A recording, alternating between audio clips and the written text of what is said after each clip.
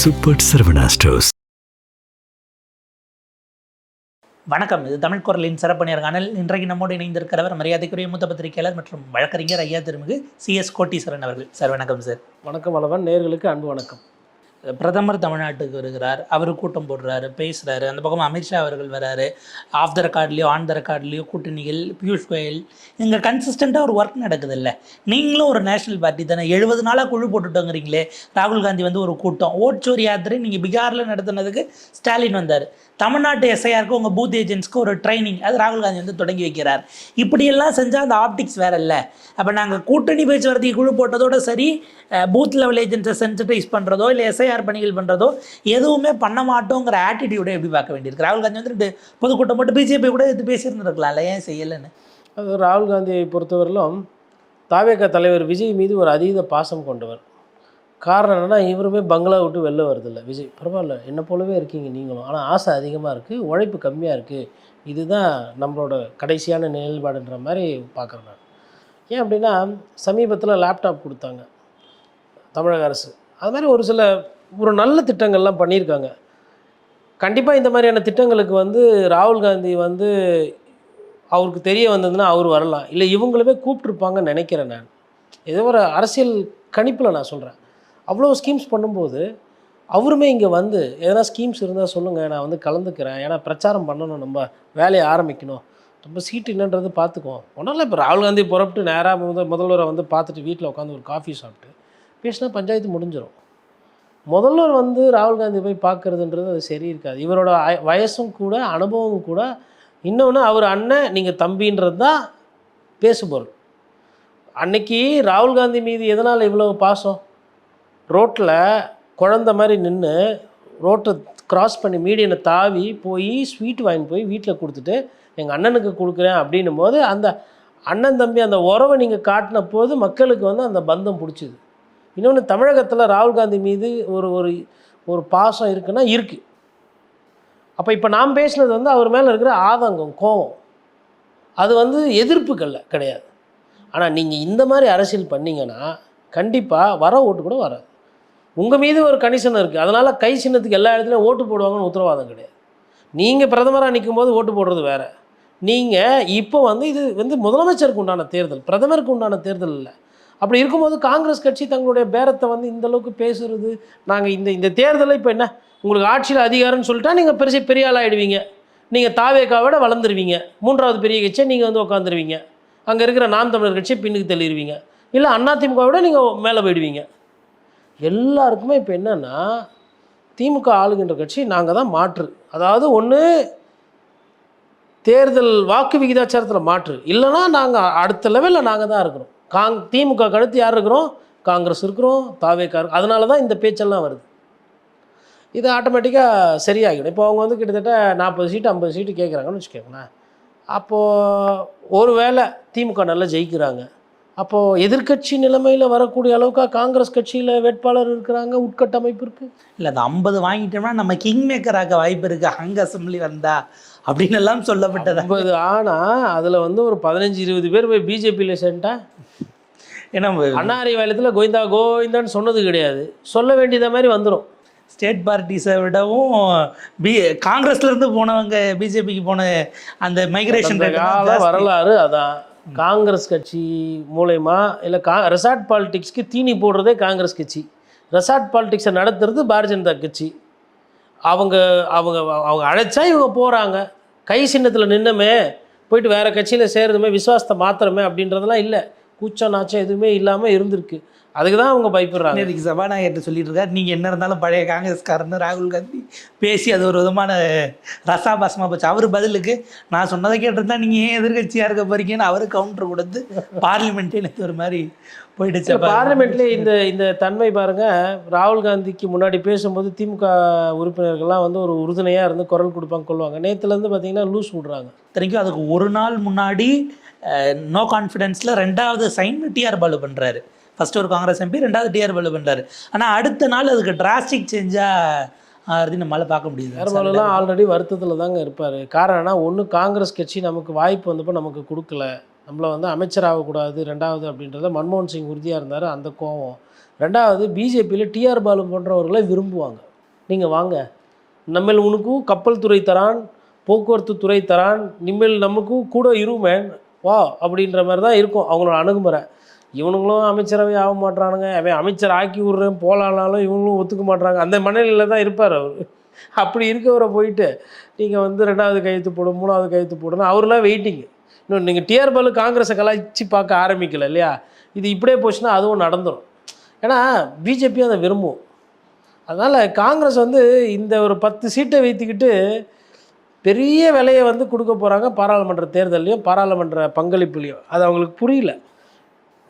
காங்கிரஸ் கட்சி இன்றைக்கி இருக்கக்கூடிய உதாரணத்துக்கு ஐயா ராகுல் காந்தியை பொறுத்தவரையிலும் சிறந்த மனிதாபிமானத்துக்கு சொந்தக்காரர். நாளைக்கு ராகுல் காந்தியால் வந்து ஒரு வன்முறை வந்துச்சு, ஒரு சாதி கலவரம் வந்துச்சு, மதக்கலவரம் வந்துச்சுன்னா நான் என் தூக்கத்தில் கூட அதை நான் நம்ப மாட்டேன். ஏன்னா ஒரு சிலரை பார்க்கும்போது நமக்கு தெரியும் அவங்களோட தன்மை என்ன மாதிரின்னு. சரி, இது அவரை பற்றின தனிப்பட்ட ஒரு கருத்து, ஒரு மனிதராக நம்ம வைக்கக்கூடிய அளவுகோல் ஒரு பத்திரிகையாளராக. இதே அரசியல்வாதியாக நான் அவரை பார்க்கும்பொழுது ஒரு பெரிய பிக்சரை பார்க்குறதே கிடையாது.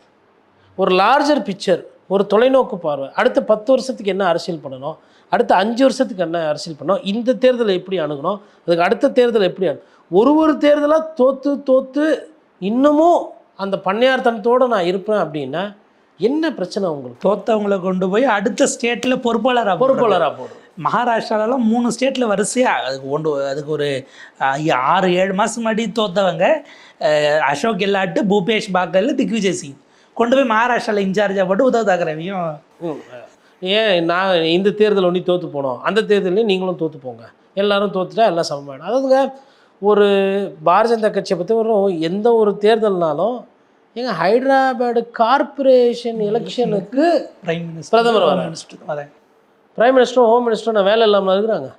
பதவியில் இருக்கும் பொழுதும் போய் கீழே பார்க்குறாங்க, மக்களை பார்க்குறாங்க, கூட்டம் வர்றதில்ல அவங்க போகிற இடத்துக்கு. பாவம் தென்னிந்தியாவில் இருந்தாலும் பரவாயில்ல, ஒரு கொஞ்சம் ஆரஞ்சு கலர் தொப்பியை வாங்கி போட்டுக்கின்னு 4 பேருக்கு டம்முன்னு ரீல்ஸ் வச்சுக்கின்னு எதையோ ஒன்று பண்ணுறாங்க. எதுக்கு பண்ணுறாங்க? நம்ம வந்து பலவீனமாக இருக்கிறோம் அப்படின்றத உணர்ந்து அந்த பலவீனத்தை பலமாக்குறதுக்கு உண்டான முயற்சியை அன்றாட செஞ்சுக்கிட்டு இருக்காங்க. எலெக்ஷன் முடிஞ்ச ரிசல்ட் வந்தால் அடுத்த எலெக்ஷன் எங்கேயோ அதுக்கு அடுத்த நாள் போய் அங்கே அவங்க ஆளுங்கட்சி மாதிரி செயல்படலையே, எதிர்கட்சி மாதிரி தானே செயல்படுறாங்க. அப்போ தலையில் வந்து அது ஏறலை. நான் அதிகாரத்தில் இருக்கிறேன், நான் வந்து படுத்துக்கினே ஜெயிப்பேன்றது இல்லை. எதுக்கு அமித்ஷா இத்தனை வாட்டி வந்து போகிறாரு? இப்போ நாளைக்கு அவரும் பியூஷ் கோயலும் வராங்க 2 நாள். எதுக்கு இப்போ இவங்க ஆளுங்களாம் இப்போ மாணிக்கம் தாக்கூர் இவங்கெல்லாம் வராங்க இல்லைங்களா? அவங்களாம் என்ன அரசியல் பண்ணுறாங்க இங்கே? நானே கேட்குறேன். சரி, பாராளுமன்ற கூட்டத்தொடர் நடக்குது, இங்கே தேர்தல் இருக்குது, காங்கிரஸ் தலைவர்கள் முன்னணி தலைவர் தமிழ்நாட்டுக்கு வரவே மாட்டேன்றீங்களே, எப்போ வரப்போகிறீங்க? வெறும் கூட்டணிக்கு குழு போட்டால் 70 நாளில் பேசினா முடிஞ்சு போச்சு, நாங்கள் ஏன் வரணுங்கிற டோனில் இருக்கிறாங்களா? கடைசி last leg of PR election அப்போ ராகுல் காந்தி ஃபாரின் போயிட்டார் சார். அவர் ஆளே இல்லை சார். அது மக்கள் பார்ப்பாங்க.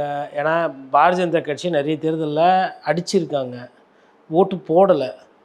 ஆனால் நான் முன்னாடியே பதிவு பண்ணியிருக்கேன், பாரதிய ஜனதா கட்சியின் மீது அந்த கோபம் என்பது குறைந்து கொண்டிருக்கிறது.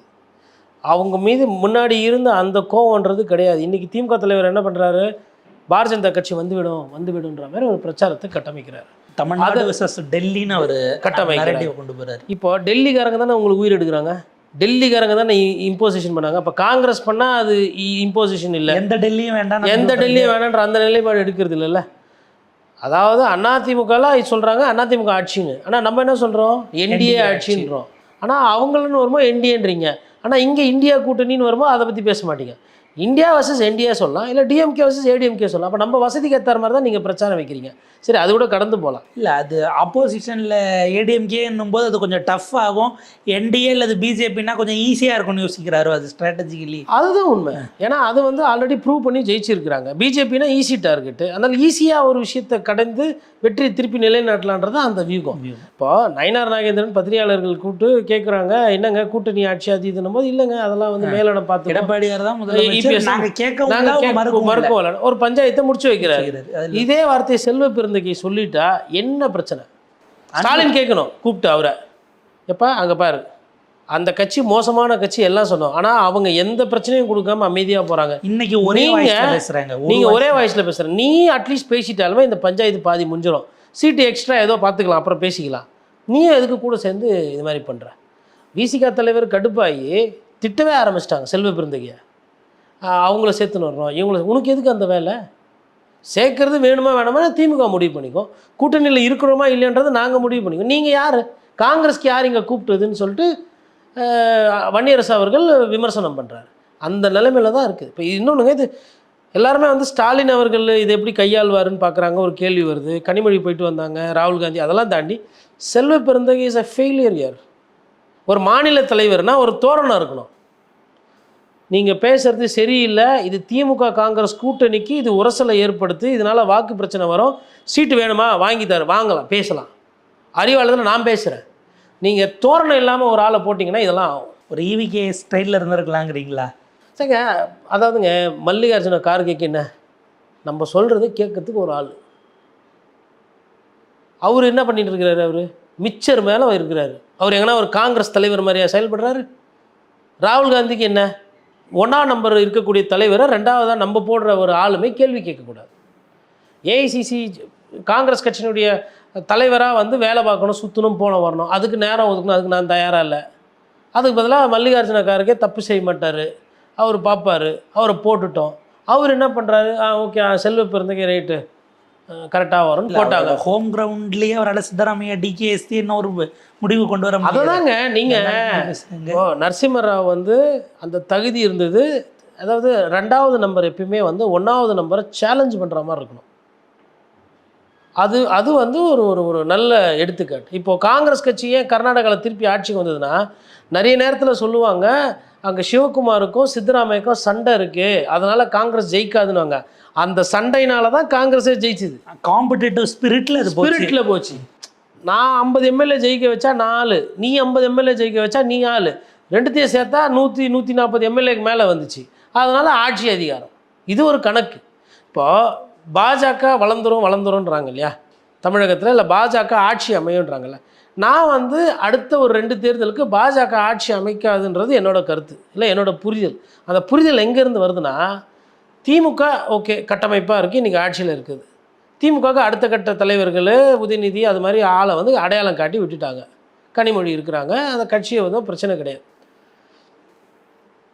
அதிமுக பலவீனமாக இருக்கிறதா பேசப்படுது, சொல்லப்படுது. ஆனால் உண்மையில் அதிமுக பலவீனமாக இல்லை. அப்போ அதிமுக பலவீனமாக இல்லை அப்படின்னா திமுகவும் செக்கில் இருக்கும், திமுகவால் அதிமுகவும் செக்கில் இருக்கும். இது ரெண்டுமே ஆக்டிவாக இருக்குன்னா அடுத்த 10 வருஷத்துக்கு இங்கே யாரும் கடை திறக்க முடியாது. ஆன்டி தீசிஸ் இல்லைன்னா இன்னும் புரிகிற மாதிரி சொன்னேன்னா, எம்ஜிஆர் இருக்கிறவரெலாம் நம்பியார் வாழறவரெலாம் எம்ஜிஆர். அது படம்னாலும் சரி, படத்துக்கு வெளியில் திரைனாலும் சரி, அது அமைப்பு. அப்போது இதுதான். இப்போ கலைஞர் வர்சஸ் அம்மையார் ஜெயலலிதா இருந்தாங்க, கலைஞர் வர்சஸ் எம்ஜிஆர் இருந்தார், அப்புறமா ஸ்டாலின் அவர்களும் ஜெயலலிதா இருந்தாங்க, இப்போ ஸ்டாலின் வர்சஸ் இபிஎஸ் இருக்காங்க. இது கரெக்டாக அந்த காம்பினேஷன் தீசஸ் ஆன்டி தீசஸ் போயிடுச்சுன்னா இதில் வந்து குறுக்கில் விஜய் போடுறது, அண்ணாமலை போடுறது, அது வந்து வாய்ப்பு இல்லை. அதனால தான் நம்ம சொல்கிறோம் பாஜக வராதுன்றது. இப்போ நீங்கள் பார்த்தீங்கன்னா கிராமங்களில் அதிமுகவோட கிராஃப் ஏறிக்கிட்டு வருது. பத்திரிகையாளர் சந்திப்பில் பேசும்போது இன்றைக்கி நிறைய பேர் என்ன சொல்கிறாங்கன்னா, இபிஎஸ் நோட்ஸ் இல்லாமல் எல்லாத்தையுமே பேசுகிறாரு, தொகுதி பிரச்சனையிலேருந்து ஆரம்பித்து உட்கட்சி பிரச்சனைலேருந்து தெரியுது. அப்போது this man has something to deliver. இவருக்கு ஏதோ ஒரு விஷயம் தெரியுது. நம்ம நினைக்கிற மாதிரி 8 தோல்வி எடப்பாடி இல்லை, அதை தாண்டி பக்குவப்பட்டிருக்காப்புல, பயிற்சி எடுத்திருக்காப்புல, அந்த ட்ரைனிங் தெரியுதுன்றாங்க. இப்போ சொல்கிறவங்களுக்கு வந்து யாருக்குமே வந்துட்டு கட்சிக்காரங்க இல்லை, அரசியலில் பார்க்குறவங்க அந்த நிகழ்ச்சிகளை கடந்தணும், அவங்க பேசுகிற பேச்சை தான் நம்ம சொல்கிறோம். இந்த ஃப்ரம் கிராஸ் ரூட் என்ன பொட்டன்ஷியலுங்கிறது எக்ஸ்ப்ளோர் ஆகும்போது அவங்க 33 வயதில் எம்எல்ஏ ஆனவர். நம்ம என்ன பண்ணுறோம், சாதாரணமாக இருக்கிற ஒரு ஆள் ஒரு அமைச்சர் திடீர்னு முதலமைச்சர் எப்படி ஏற்றுக்கிறது?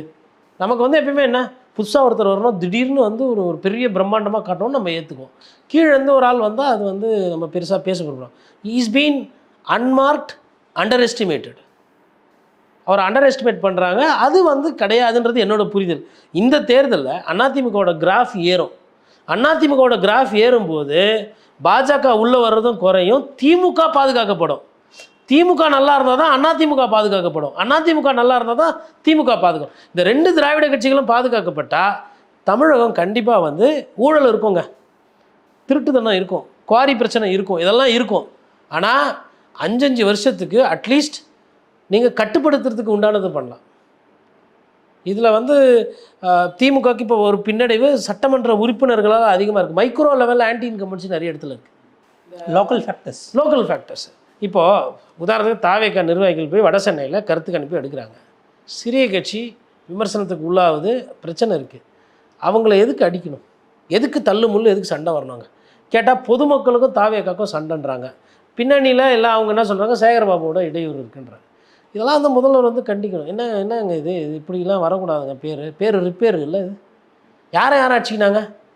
தாவேகாவும் பொதுமக்களும். ரொம்ப பேசிக்காக பிளண்ட்டாக யோசிச்சோம்னா, எனக்கு ஓட்டு போடுன்னு கேட்குறவன் அடிச்சா கேட்பான். பேசிக்கலி யாராக இருந்தால் தூக்கத்தில் கூட இன்னொன்று அதான் ஐயா அம்மா தாயே ஓட்டு போடுங்க அப்படி தான் கேட்டு பழக்கம். ஓட்டு கேட்க வரவங்க நாடோர் நல்லோர் நல்லெண்ணம் கொண்டோர், நாளைக்கு ஒரு வாய்ப்பு கொடுங்க, உங்கள் வீட்டு பிள்ளை வந்துக்கிறேன், எல்லார் ஊர்லேயும் போய் காலில் ஊந்து கையில் ஊந்து வேறு இப்படி யாருன்னா ஒருத்தரை ஓட்டு கேட்க பண்ணையார் மாதிரி போக சொல்லுங்கள் பார்க்கலாம். பண்ணையார் அரசியல் ஜெயிச்சதுக்கப்புறம் பண்ணுவாங்க. ஓட்டு கேட்கும்போது பண்ணையார் மாதிரி போக சொல்லுங்கள், மொத்தமாக முடிஞ்சிடும். அப்போ தாவேகா மீது என்ன பழி போடணுமோ அதை போடுங்க. அபாண்டமாலாம் சொல்லக்கூடாது. அவங்க போனாங்க, கலட்டா பண்ணாங்க, மிரட்டினாங்க, உருட்டினாங்க. இப்போ நேற்று திருவண்ணாமலையில் ஒருத்தர் வந்து கிரேனை வச்சு மாலை போட்டுக்கினார், பிறந்தநாள் கொண்டாடினார். நேற்றும் போன வருஷம் கொண்டாடிருப்பார். இப்போ தாவேகான்னு கட்சியில் சேர்ந்ததுனாலையோ இல்லை அவர் இருக்கிறனாலே இப்போ அதை வந்து நம்ம பாராட்டி பேச முடியுமா? எவ்வளவு இடையூறு, எவ்வளோ போக்குவரத்து பிரச்சனை. மாவட்ட செயலராக இருக்கும்பொழுதே இப்படி. இன்னும் எம்எல்ஏ ஆனால் என்ன பண்ணுவீங்க நீங்கள்? போலீஸுக்கு ஃபோன் பண்ணி பந்தோபஸ்து போடுங்க, இந்த பக்கம் யாரையும் விடாதீங்க, அண்ணன் வண்டி வருது, 3 கிலோமீட்டர்லண்ணே 8 கிலோமீட்டர்ண்ணே இங்கேருந்து அப்படியே போகிறாரு, க்ரீன் காரிடார் போட்டு விடுங்க. ஆனால் எம்எல்ஏ அவருக்கு இது கூட பண்ண மாட்டேன். வருஷத்தில் ஒரு நாள் தான் நான் பிறந்தநாள். அப்போது அடுத்த மாதத்துக்கு ஒன்று நிகழ்ச்சி, அது சிஎம் விஜய் சாருக்குண்ணே, இது எம்எல்ஏக்கு நாங்கள் இப்படி தான் பண்ணுவோம். அப்போ அவங்களோட சிந்தனை என்ன இருக்குது பாருங்கள். ஒரு ஆடம்பரம், 4 பேர் பாதிக்கப்படுறாங்களே போக்குவரத்து நெரிசலால். அப்போ மாற்றுன்றீங்க. இப்போ திமுகவில் பண்ணுறாங்க, கூட்டம் போடுறாங்க, கூட்டம் கூடலையானா அது பொதுக்கூட்டம். அதிமுகவில் பிரச்சாரம் போகிறாங்கன்னா அது பிரச்சாரம். நீங்கள் பிரச்சாரம் போகும்போது வர கூட்டம் வேறு. பட் பிறந்த நாளுக்கு வந்து நீங்கள் என்ன சாதனை பண்ணியிருக்கிறீங்க அங்கே திருவண்ணாமலையில்? உங்களுக்கு கிரேனை வச்சு மாலையை போட்டுக்கிறீங்க. இது நான் ஏங்க சரி, இப்போ அவர் வீட்டுக்குள்ளேயோ இல்லை அவர் வீட்டு முனையிலையோ அவர் கிரேனை வச்சு போட்டுக்கிறது அவர் துட்டு, அவர் மாலை, அவர் கட்சிக்காரங்க பிரச்சனை கிடையாது. சாலையில் போக்குவரத்து நெரிசலை ஏற்படுத்துறதுக்கு உங்களுக்கு யார் சாமி அதிகாரம் கொடுக்குறது? என்ன விதமான இது? அங்கே தப்பு, இங்கே பார்த்தா இங்கே திமுக மேலே தப்பு. அமைச்சர் சேகர்பாபு ஒரு பிரச்சனை, ஒரு சாலை மறியல், இல்லை ஒரு பில்டிங் காலி பண்ணுறது, இந்த என்க்ரோச்மெண்ட் கிளியர், எல்லா இடத்துலையும் சேகர்பாபு அவரோட பேர் விமர்சனமாகுதா இல்லையா? இருக்குது. அப்போது இதெல்லாம் கூடுதல் தூய்மை பணியாளர் பிரச்சனை எல்லாத்துலேயும் அவர் பேர் தான் வருது. ஏதோ ஒரு கெட்ட விஷயம் இல்லை ஒரு செய்தி தப்பான ஒரு செய்தி, அது நல்ல செய்தி அல்ல அப்படின்னா பின்குறிப்புன்னு பார்த்தீங்கன்னா சேகர்பாபு பேர் ஏதோ ஒன்று வருது. கொலை வழக்கிலையும் அவர் பேர் பேசப்பட்டது. இது என்ன விதமான அரசியல் தலைமை இது? இப்போ இதெல்லாம் பின்னடைவு தான் திமுகவுக்கு.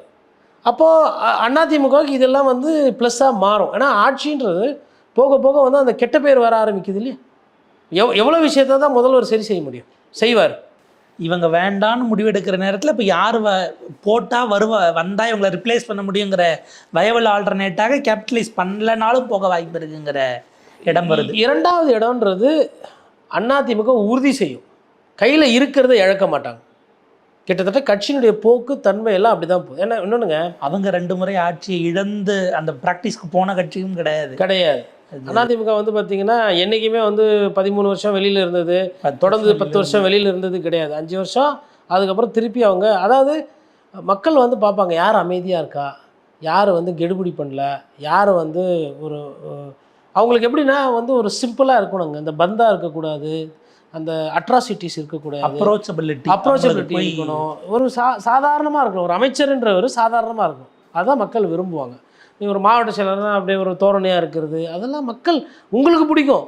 அப்படி மக்கள் வந்து எளியவர்களையும் பண்பாளர்களையும் சண்டை சச்சரவு இல்லாமல் அமைதியாக போகிறவங்கள தான் மக்கள் நேசிப்பாங்க. பாபம் சார், ஒரு விரிவான உரையாடல் இது அடுத்த கட்டத்துக்கு எப்படி போகுது, எப்படி அமையுதுன்னு பார்ப்போம். உங்கள் நேரத்துக்கு போகிறதுக்கு நன்றி சார். நன்றி, வணக்கம்.